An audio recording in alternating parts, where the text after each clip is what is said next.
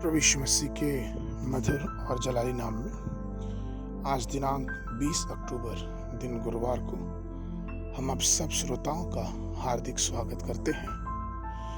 आज के दिन के लिए जो वचन है लिया गया है मत्ती रचित सुसमाचार उसका 17 अध्याय पहला और दूसरा पद। वचन इस प्रकार से कहता है, 6 दिन के बाद यीशु ने पतरस और याकूब और उसके भाई यूहन्ना को साथ लिया और उन्हें एकांत में किसी ऊंचे पहाड़ पर ले गया और उनके सामने उसका रूपांतरण हुआ और उसका मुंह सूर्य के नाई चमका और उसका वस्त्र ज्योति की नाई उज्जवल हो गया।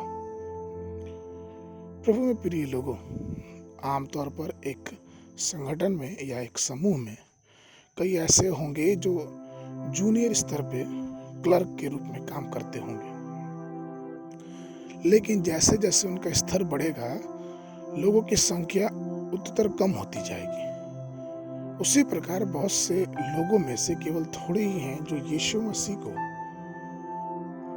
उस पर्वत के स्तर पे भी जाके प्यार करेंगे, और उन लोगों में से प्रभु ने केवल 3 को चुना और उन्हें उस पर्वत के ऊंचाई के स्तर पर ले गया।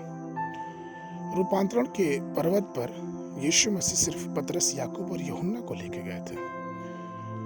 नीति वचन की पुस्तक उसके 8 के 17 में लिखा है कि जो मुझसे प्रेम रखते हैं उनमें से मैं भी उन्हें प्रेम रखती हूँ, और जो मुझको यत्न से तड़के उठकर खोजते हैं वे मुझे पाते हैं। अर्थात ये लाजमी है कि प्रभु ही न केवल हमसे प्रेम करे लेकिन हमें भी उससे प्रेम करना चाहिए। जब यीशु याईर की बेटी को मरे हुए में से वापस ले आया तब यीशु उन्हीं 3 चेलों को भीतर कोठरी में भी ले गया। पवित्र शास्त्र कहता है मरकुस उसके 5 के 40 में कि वे उसकी हंसी करके कहने लगे, परंतु उसने सबको वहां से निकाल दिया और लड़की के माता पिता और अपने साथियों को लेकर भीतर जहां लड़की थी चला गया। यह उन्हीं 3 शिष्यों के साथ है कि प्रभु दुख और गहरे दुख के समय गतसमनी बगीचे में थोड़ी सी दूर जाके प्रार्थना करने लगे। मत्ती रचित सुसमाचार उसका 26 उसका 37 पर। ये 3 चेले यीशु के संग संग एक ऊंचे पहाड़ पे भी गए और उनके सामने यीशु का रूपांतरण भी हुआ। उसका मुख सूर्य के समान चमकने लगा और उसके वस्त्र ज्योति के समान श्वेत हो गए, और मूसा और इस्राएली यहोवा के सामने प्रकट हुए और उससे बातें करने लगे। उस पर्वत शीर्ष के अनुभव से शिष्य बहुत संतुष्ट थे। पतरस ने तो यहाँ तक कह दिया कि प्रभु अब कहीं जाने की जरूरत नहीं है। मत्ती उसके 17 के 4 में पतरस इस प्रकार से कहता है, इस पर पतरस ने उत्तर दिया और कहा, हे प्रभु, हमारा यहाँ रहना कितना अच्छा है। इच्छा हो तो यहाँ 3 मंडप बनाओ, एक तेरे लिए, एक मूसा के लिए और एक एलिय्याह के लिए। आज भी बहुत से लोग अपनी आध्यात्मिक यात्रा में ऊपर चढ़ रहे हैं और बीच में ही संतुष्ट हो गए। वहां वो मंडप बनाकर बस कर रहना चाहते हैं।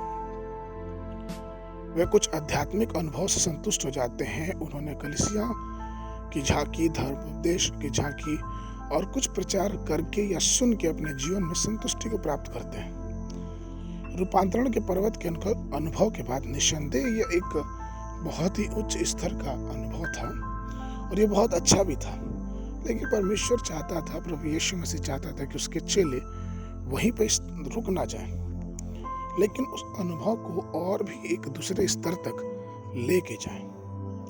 और इसलिए प्रभु उन्हें एकजुट होने के लिए अनंत काल की सेवा के लिए बुलाया।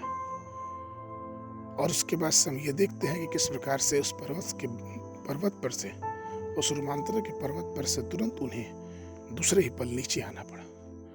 मसीह में प्रिय लोगों, परमेश्वर का अनुग्रह हमारे जीवन में बना और हमें एक जगह स्थिर रुकने की जरूरत नहीं है।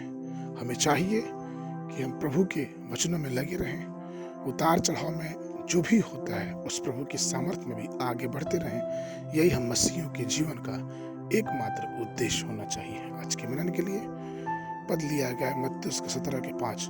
वह बोल ही रहा था कि देखो, एक उजले बादल ने उन्हें छा लिया, और देखो उस बादल में से एक शब्द निकला कि यह मेरा प्रिय पुत्र है जिससे मैं अति प्रसन्न हूँ, इसी की सुनो।